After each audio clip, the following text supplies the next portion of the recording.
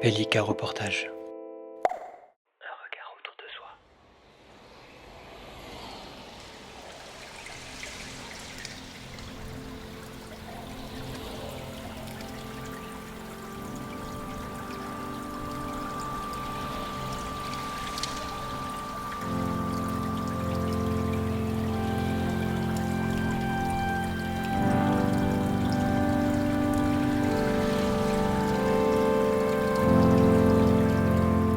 Donc je m'appelle Damien Bini. 2013, ma mère est diagnostiquée à Alzheimer.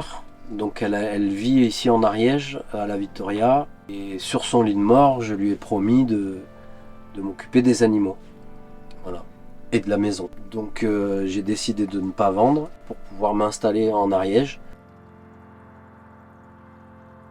La première chose, c'est rénover le lieu et ensuite faire du réseau. J'ai commencé par faire du réseau, pour essayer de comprendre qu'est-ce que j'avais à faire, parce que je suis pas dans le bâtiment forcément, donc j'ai voulu savoir un petit peu m'adresser à des gens qui savent. Tu vois, ça c'est un gars qui est venu et qui a fait, avec qui on a estimé tous les travaux qu'il y avait à faire dans la grande maison. Donc par étage et tout, enfin bon, on a fait un vrai travail de diagnostic. Ça c'était le diagnostic qu'on a fait avec un pro sur la toiture. À quel endroit il fallait faire quoi, à quel endroit il fallait mettre des gouttières, par où il fallait commencer, dans quel sens. Donc il nous a beaucoup conseillé sur comment remanier toute cette huile et quelle est la manière de le faire avec le bac acier, avec tout ça. Donc super. Et grosso modo, en changeant les menuiseries, l'isolation du toit et changement de système de chauffage, plus 2-3 petits travaux à droite à gauche, j'en ai pour 200 000 euros. Okay. Je les avais pas. Donc j'ai dit, je me suis adressé à France Rénov'.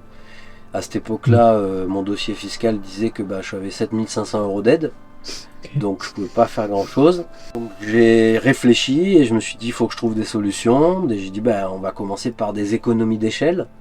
Déjà réduire la consommation énergétique au maximum, d'eau, électricité, bois, gaz et autres. Et ensuite c'est économie d'échelle sur les matériaux et sur la main d'œuvre. Parce qu'a priori c'est les deux endroits où on peut faire. Ouais. Donc je rentre dans les réseaux de réemploi des matériaux du bâtiment. Donc je découvre tout un tas d'acteurs au niveau local et surtout au niveau régional aussi, avec des institutions, de la structuration, qui est une filière qui est en train de se structurer, qui n'est pas encore mature. Donc du coup difficile d'accès, difficile à comprendre, à part sur des réseaux alternatifs. Voilà. Du coup après je bascule sur la main d'œuvre et là je tombe sur les chantiers participatifs. Donc différentes plateformes, Twiza ou d'autres, des woofing ou tout un tas de cultures. Donc ça veut dire qu'il faut questionner beaucoup de monde, il faut passer beaucoup d'heures à poser plein de questions pour comprendre comment ça fonctionne.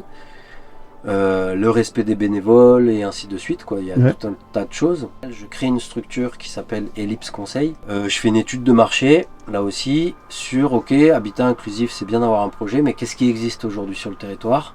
Donc je rencontre une personne qui s'appelle Nathalie, qui est la maison d'Elisa et François, qui est à Cabanes, qui est dans le cadre du PETR, présente son projet, et puis du coup je lui parle du mien, et elle me dit moi j'ai fait de la presse, donc j'ai plein de gens qui m'ont contacté, on est d'autres porteurs de projets, je dis ce serait bien de se réunir, et on a créé un petit collectif informel qui s'appelle HIA, Habitat Inclusif Ariégeois. Et ça nous a permis un peu de faire des études de cas, des échanges de bonnes pratiques, et s'accompagner sur le parcours qui est quand même encore compliqué de créer de l'habitat inclusif. Donc il y a déjà des choses qui sont enclenchées, qui sont pas mal, surtout avec la CRES. Donc il y a une volonté de mettre en visibilité tous les porteurs de projets et comment accompagner avec l'ensemble des acteurs du territoire, comment accompagner les porteurs de projets, publics et privés. Donc super. Travail d'équipe. Allez. Attention, attends, je me retourne. Pour la postérité. Allez. Allez, je me tourne. Action. Comme ça, on est sûr que ça tourne. Oh là. On a failli avoir une réaction.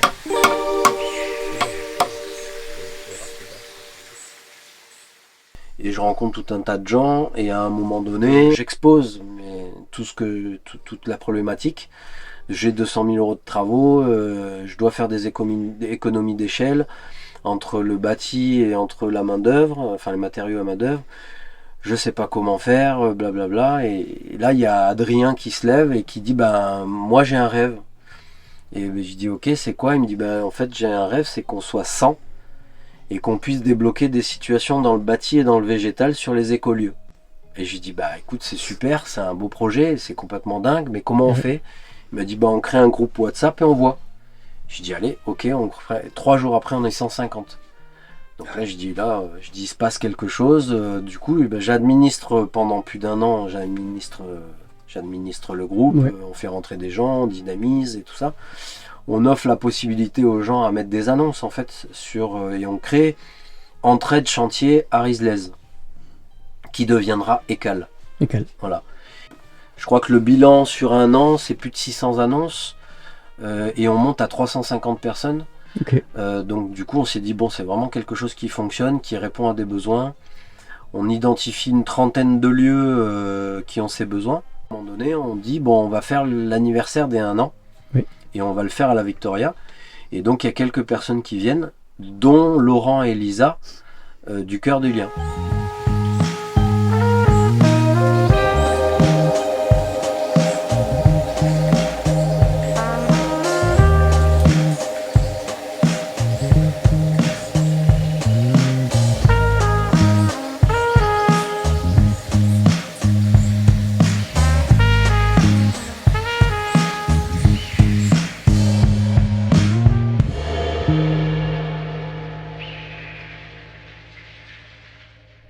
Salut, c'est Laurent.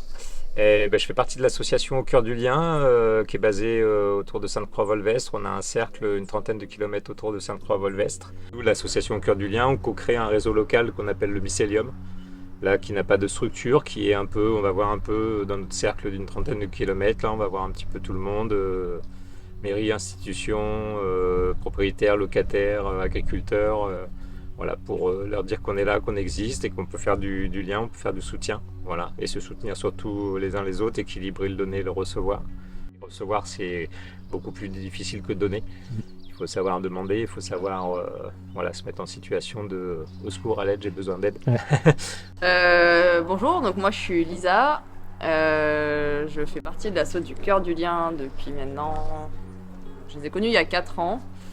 La vie a fait que j'ai pas pu être proche d'eux tout de suite, mais je me suis vraiment rapprochée d'eux il y a 1 an et demi.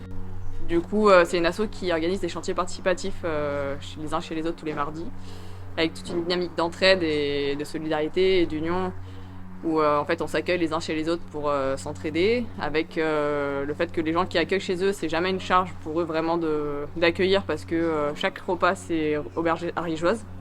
Donc chacun emmène à manger et du coup celui qui accueille n'est pas obligé de faire un gros repas pour tous ceux qui arrivent. Ceux qui accueillent envoient un message avec qu'est-ce qu'on va faire le mardi, avec les outils qui sont nécessaires, et en fait les gens viennent avec à manger et leurs outils. Je suis Frédéric, co-créateur de Au Cœur du Lion avec Laurent, qui anime des coups de main dans un local en Ariège, de manière hebdomadaire, habituellement entre 10 et 20 personnes. La principale activité de l'asso Au Cœur du Lion, c'est de co-créer ce réseau local, de faire cette convergence de réseaux, ce rassemblement de tribus, voilà, pour se mailler de plus en plus et au niveau national et un peu passer la vitesse supérieure, de pouvoir avoir une fédération de réseaux qui puisse venir bouger un peu les lignes politiques aussi. On n'est pas contre le système à vouloir tout détruire et tout ça, au contraire, on tend la main vers les institutions. On vient aussi rétablir le dialogue qui est souvent perdu, qui a souvent un fossé entre, nous on voit ici, entre les natifs de la région et les néos, comme on peut nous appeler. Voilà, donc on essaie de boucher un peu ce fossé là qui se creuse un peu trop, et avec tous les préjugés, les a priori, les hippies contre les chasseurs, on n'est pas du tout dans cette optique là, on est plutôt d'aller faire avec tout le monde, en tout cas de proposer à tout le monde. Après participent ceux qui veulent. Nous on a commencé en 2014-2015 à commencer à faire des coups de main sur un lieu, sur un autre. C'était un peu tout nouveau, c'était à une époque où chaque lieu avait plutôt envie d'être autonome. Un collectif qui se montait, c'était pour être autonome sur son collectif. L'eau, l'énergie, les ressources, tout ça, c'était l'idée, les jardins, tout ça, la nourriture, c'était l'idée d'être autonome sur son lieu. Et nous on est arrivé avec cette idée qui portait déjà en nous, on était un peu précurseurs à l'époque de dire mais on n'est pas autonome tout seul sur un lieu, on est autonome à plusieurs. Voilà, donc là on voit qu'il y a plusieurs lieux sur un local, comme je disais, d'une trentaine de kilomètres, on commence à toucher à une certaine forme d'autonomie. Parce qu'un tel va faire les pommes, un tel va faire la mécanique, un tel va faire ceci, un tel va faire cela. Et comme on est relié, voilà, dès qu'on a besoin, on dit dans le réseau, moi j'ai besoin de ça, et voilà, on arrive à le trouver quelque part. Donc l'autonomie, on la touche vraiment quand on se relie aux autres, sans se mettre à côté du système, mais en venant compléter ce système qui a des failles et tout ça. On veut bien, nous, venir combler ces failles, si on nous donne les moyens aussi, si ces institutions, si ce système nous permet aussi de le faire. Et là, il peut y avoir vraiment un échange très intéressant. Et polyglotte.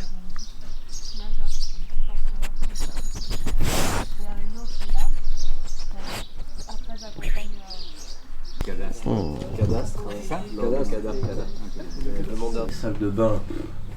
Si je connais pas les compétences que vous avez, mais gouttière, récup d'eau, ça c'est non. WC sec. C'est un mauvais mot, WC sec. WC sec, c'est un mauvais mot. Dry closet. Alors, Eh oui. Les gens vont pas comprendre, mais. dry closet, sec. Faudra la rajouter.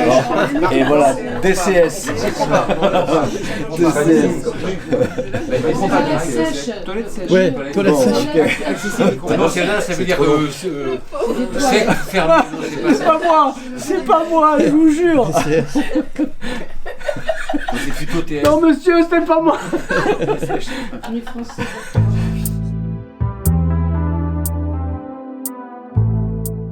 Et du coup, je me suis pas mal rapprochée de Laurent, qui fait partie d'un des fondateurs de cette association. Il m'a dit qu'il venait aux réunions de Un an d'écale, donc l'association Entraide Chantier Arislez, qui venait faire un peu un bilan de leur association. Du coup, j'ai débarqué avec lui, puis je me suis retrouvée à la Vittoria ici, celui où je n'étais jamais venue. Donc j'ai rencontré Damien. Et là, ils me disent, bah en fait, ça fait un an qu'on te voit administrer ce groupe, aider tout un tas de monde, et on te propose de venir t'aider depuis un moment. Et tu refuses, quoi. Donc qu'est-ce qui se passe, quoi? Il va falloir que tu acceptes. Et là, ils m'ont bloqué ce jour-là parce que j'avais prévu qu'ils allaient me faire cette proposition. Donc j'avais dit, je vais saboter. Et à un moment donné, ils m'ont posé la question et je leur ai dit, bah ok, très bien, mais à une condition. C'est quoi la condition? J'ai dit, bah c'est qu'on puisse réaliser ce pourquoi on a créé Cal, le rêve d'Adrien. Être 100 pour débloquer des situations dans le bâti, dans le végétal, sur les écolieux. Et du coup, ils nous ont partagé leur rêve voilà, de faire un chantier à 100 personnes sur un jour. Et c'était plus dans le cadre utopique, en mode non, mais on peut pas le faire, quoi.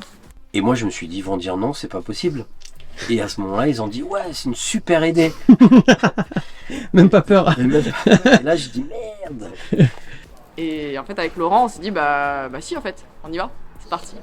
J'avais tout un tas de freins, de blocages et de croyances qui faisaient que bah non, quoi, pas chez moi, parce que je sais pas qui va venir, parce que est-ce que les gens vont pas se blesser, est-ce que voilà, enfin, du coup, tout un tas de peurs comme ça. Après, nous, on l'a rassuré sur le fait qu'en fait, il n'était pas tout seul. Ouais. En fait, on n'allait pas le lâcher comme ça dans l'arène en mode bon, bah vas-y, t'accueilles tout seul les 100 personnes et tu te débrouilles. L'idée aussi, c'est vraiment d'être bienveillant les uns sur les autres, et la devise du lieu, c'est prendre soin de soi, de l'autre et du lieu.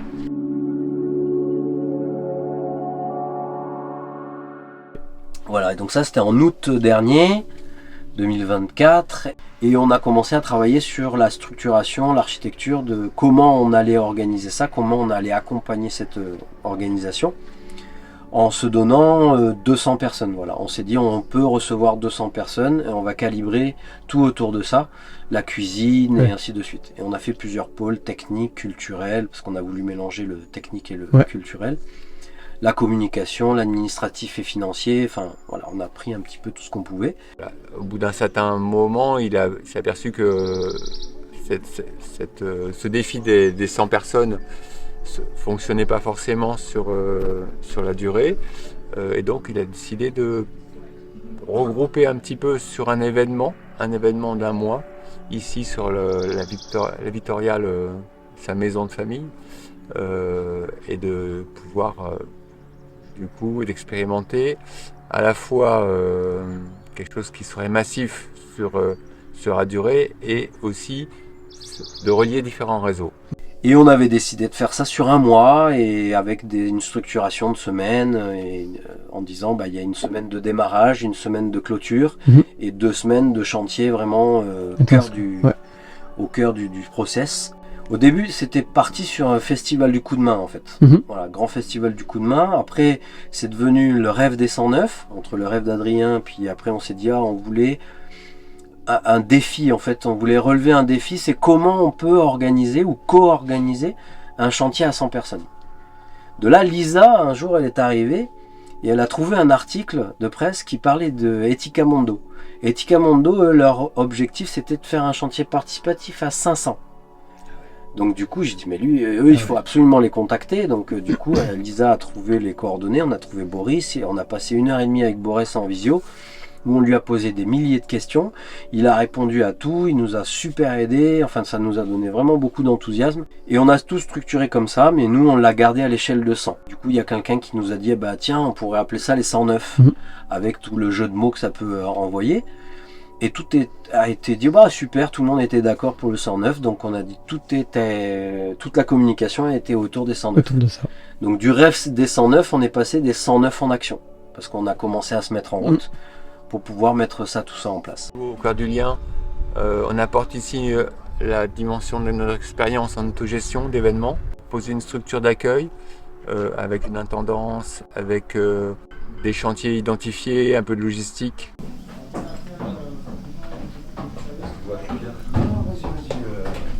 Vincent.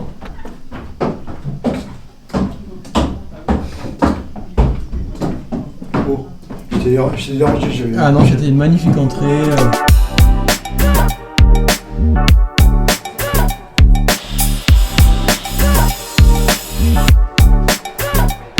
où il y a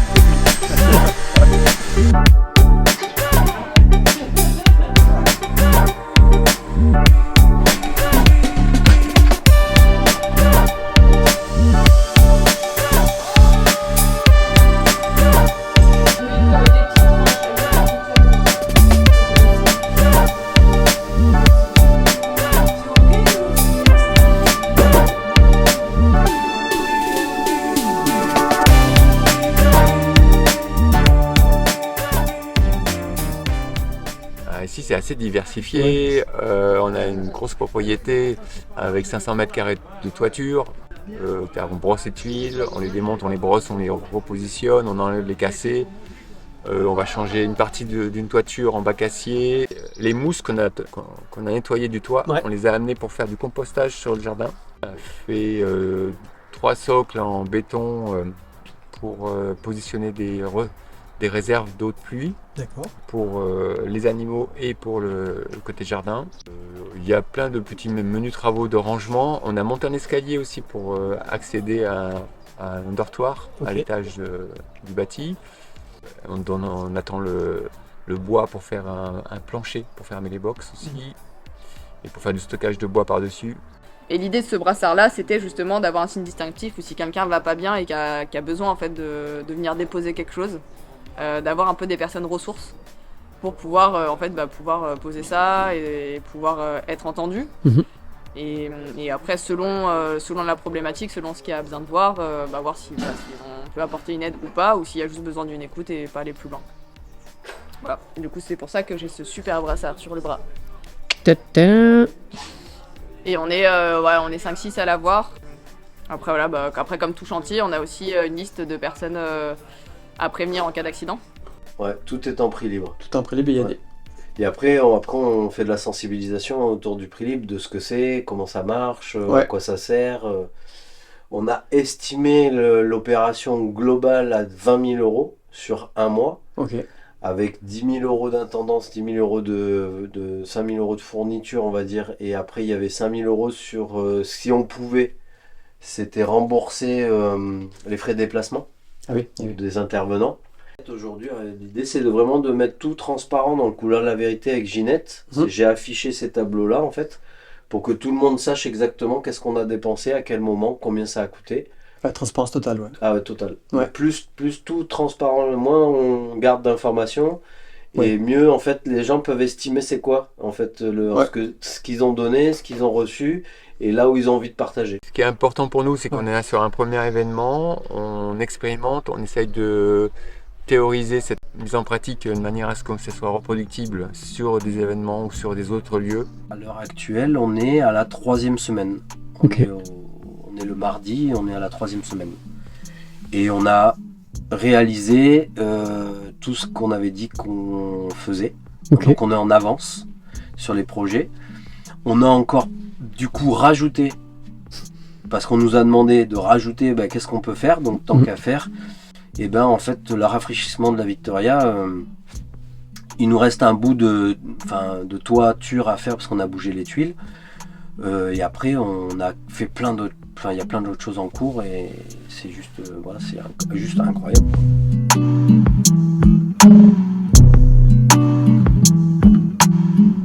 Et en fait, peu importe avec quoi on arrive, même si on est déprimé, même si on n'est pas du tout en forme, en fait, on a ce plaisir de se retrouver, on a ce plaisir de partager un moment ensemble, et on sait que même si on fait rien, en fait, on est quand même un apport pour les autres. Il y en a qui ont vraiment un rôle, il y en a qui sont venus pour faire. Ouais. Moi, je suis pas venu pour faire, je suis venu pour soutenir, pour communiquer en direct avec des gens, pour leur dire viens voir, viens rencontrer. Je suis pas trop bricoleur, je suis pas trop physique, entre autres. Par contre, ça revient toujours au lien et à l'humain. C'est-à-dire que j'apporte ma poésie, j'apporte ma joie, j'apporte mon humour. Là, on vient de faire une réunion avec le CADA, que ce soit d'aider des gens du CADA, que ce soit d'aider un agriculteur, que ce soit d'aider un frère qui est venu nous aider ailleurs, dans le Var. Et vraiment, l'idée, c'est de reproduire et que c'est possible que des chantiers, on n'était pas 100, on était en moyenne 20, 25 par jour. Et tout ce qu'on a fait en 10-15 jours à 20-25 en mélangeant organisation et organique, moi, je trouve ça bluffant. This video, no photo. Huh? No problem. Yeah. No problem. You can move. You can move. Move. Move. Smile. Move. Walk.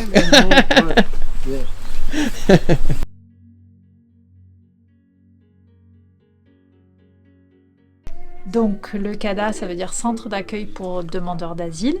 Il y a des CADA partout en France. C'est des structures qui accueillent que les demandeurs d'asile le temps de leur demande d'asile.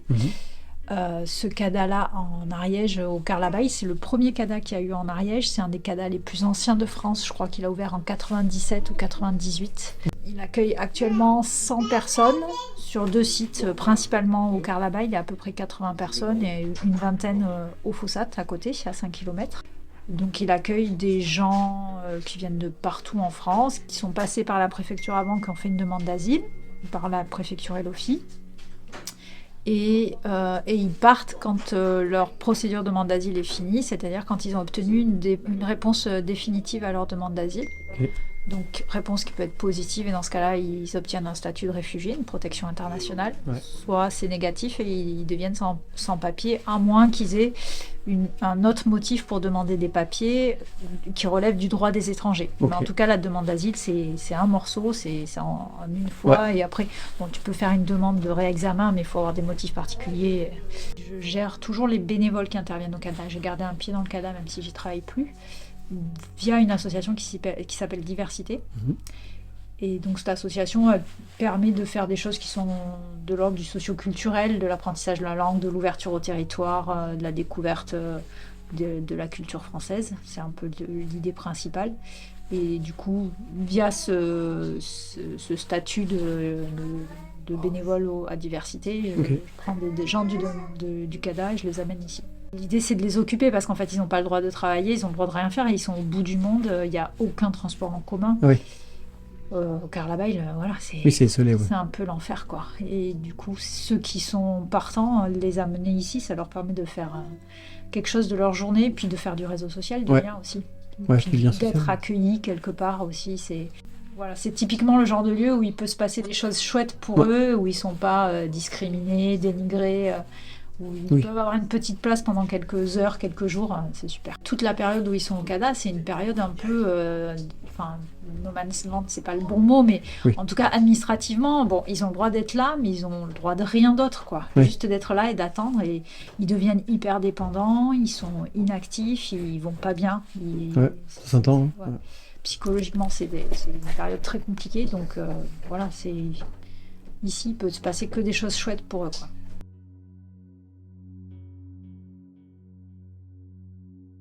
Ce lieu a pour vocation, pour vocation de devenir un habitat inclusif, et en fait de vraiment laisser part à la différence et pouvoir en fait être accueilli tel qu'on est. On a eu la chance d'avoir parmi nous Samy, du coup le fils de Laurent, qui est atteint d'une trisomie.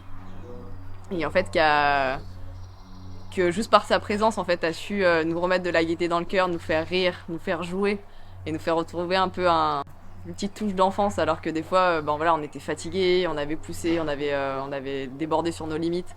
Et en fait, il était là toujours au bon moment pour pouvoir nous remettre cette joie au cœur. Moi, je m'occupe dans l'assaut d'un groupe handicap. Mon fils est en situation de handicap. Action. Entre les tentes, le festival, tu joues de la musique, on cuisine, on fait du feu, il fait chaud, on est nombreux. C'est bien. Et toi, tu aimes? Et, la maison, on travaille. Ouais, on a mis des tuiles par terre. Toi, tu as fait ça. Toi, tu as travaillé. Mis des tuiles par terre. Là-bas. Cassé.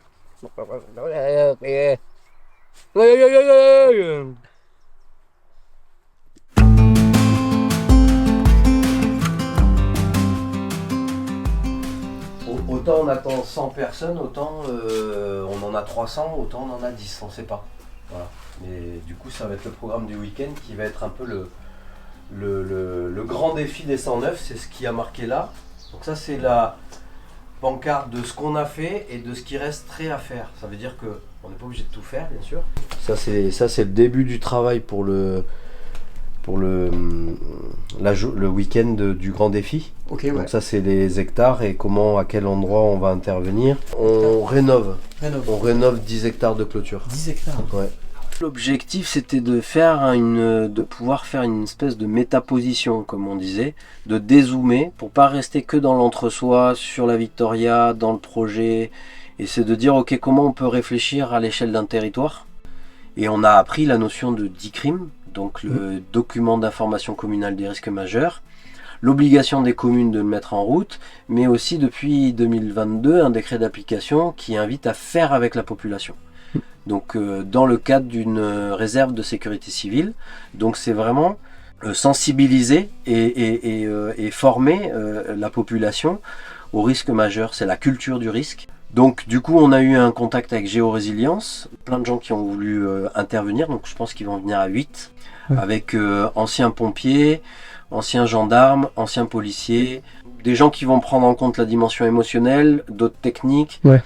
C'est sous forme d'escape game, donc en fait le samedi soir ils vont faire une conférence pour nous expliquer tout ça, et le dimanche matin on va vivre l'expérience. Donc il y a tout un tas d'intrigues, il y a une espèce d'intrigue, ça va être une tempête, inondation, et comment on s'organise entre les primo-intervenants, c'est-à-dire gendarmes, pompiers et autres, la sécurité civile, les élus et la société civile. Voilà. Comment on fait pour se coordonner pour pouvoir réagir dans ce genre de situation. Mais du coup, c'était vraiment pour pouvoir donner la possibilité de faire autre chose que du petit chantier.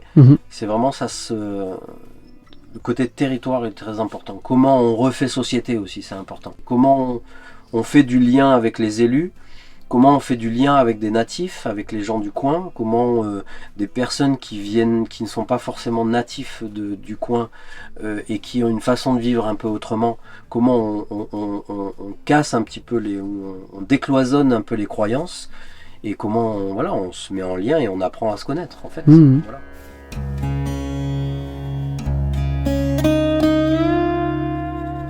Il y a Marlène qui nous a soumis la possibilité de faire une caravane du coup de main. Donc la caravane des 109. Ce projet du coup ça serait de pouvoir aller d'un lieu à un autre, mais sous forme d'une caravane piétonne. À passer de lieu en Ariège, en particulier sur Arislez, mais peut-être qu'on ira au-delà. Donc en fonction des lieux qui seront OK pour se faire visiter, nous on voudrait le faire à pied, avec les chevaux ou des roulottes, avoir une autonomie au niveau du dodo, et puis être reçu, et juste avoir le gîte et pouvoir aider des lieux à débloquer des situations, encore une fois, dans le bâti ou dans le végétal. Et là, l'idée, ce serait de pouvoir tous s'interconnecter, mais de manière un peu plus vivante. C'est la perspective qu'on a pour l'année prochaine.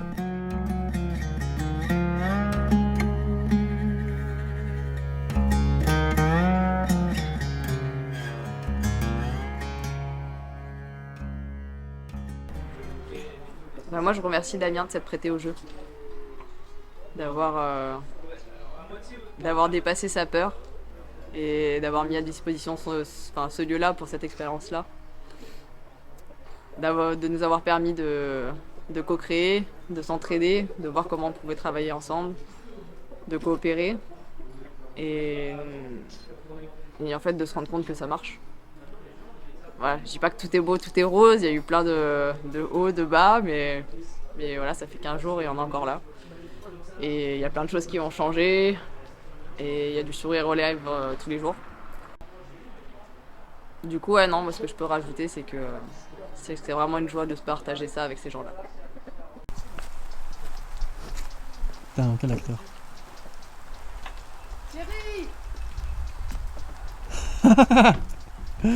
Parfait, elle est dans la boîte.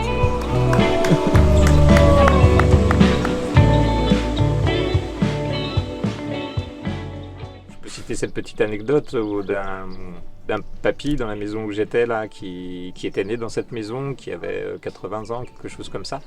Et à un moment donné, c'est rigolo parce qu'il s'éclate de rire. Et il me dit, mais vous les jeunes, vous me faites rire avec vos trucs alternatifs justement de faire des collectifs, de faire des communautés. Il dit, c'est marrant, nous c'est comme ça qu'on faisait. On a tous ces images où dans un village, tout le monde venait faire les foins ensemble à la faux. Ou quand il y avait une maison à monter, tu avais 40-50 personnes qui arrivaient. Il y en avait qui faisaient à manger, il y en avait qui étaient sur la structure, après la toiture. Et en une journée, on te montait une maison, un truc, et il y avait 50, 60, 100 personnes. Lui, il me disait d'ailleurs, cet ancien-là, Clément, il me disait que son père lui faisait le pain pour tout le hameau. Et les enfants du hameau d'au-dessus descendaient, ils étaient en sabot, ils descendaient. Il y avait 3 gamins qui descendaient de plus haut, qui venaient les prendre là où ils étaient, où ils habitaient. Et ils repartaient à 5, ils partaient dans un hameau en bas. Ils arrivaient en fait 3-4 km après au village, à l'école, ils étaient 10-15 gamins. Tu vois. Et ils mettaient leurs animaux en commun dans les pâtures et tout ça. Ouais, tout était mutualisé. Tout était mutualisé, tout fonctionnait comme ça parce qu'il n'y avait pas le choix. Parce que l'individualisme, ça marchait pas, quoi. Et d'ailleurs, on a vu que ça marche pas. Donc effectivement, on revient à des systèmes comme ça qu'on n'invente pas, là. Tout ce qui est alternatif, tout ce qui est nouveau, tout ce qui est expérimental maintenant. Ça fait que entre 60 et 80 ans qu'on l'a oublié, quoi. C'est vraiment pas si loin.